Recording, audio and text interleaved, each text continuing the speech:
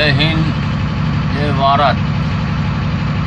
એક વિડીયો બનાવી રહ્યો છું હું ડ્રાઈવર તરીકે. આપણે કંડલાથી જોનથી કંડલા સુધી રસ્તો એટલો ખરાબ છે કે ગાડી નુકસાન વેરેન્ટર ઘણું થાય, પટ્ટા તૂટી જાય, ગાડી પલટી થઈ જાય. આ રસ્તો કોઈ બનાવવા આવતા નથી.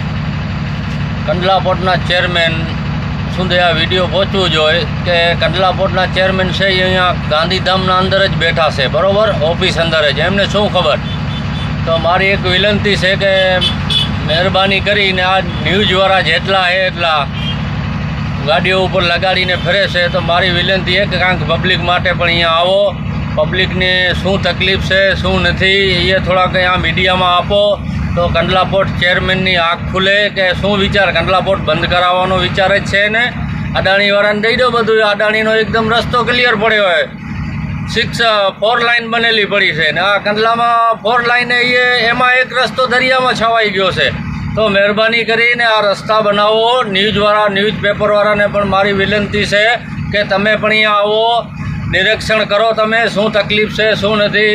જોનથી કંડલા આવવામાં 4 કલાક લાગી જાય છે, તો મહેરબાની કરીને અહીંયા આવીને થોડોક નિરીક્ષણ કરો તમે ને. કાંઈક ડ્રાઈવરોની પણ જુઓ તમે કેવી હાલત થાય, પાણી નહીં કાંઈ નહીં. 4 કલાક અમે અહીંયા હેરાન થઈ જઈએ ગરમીથી.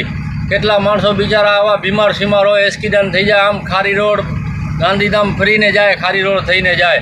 તો મારી એ જ વિનંતી છે, મહેરબાની કરીને આ વિડીયો ચેરમેન સુધી પહોંચાડો કે ચેરમેનને કહો અહીંયા એક રાઉન્ડ મારો તમે, તમને ખબર પડે કે કેટલી ડ્રાઈવરોને તકલીફ પડે છે.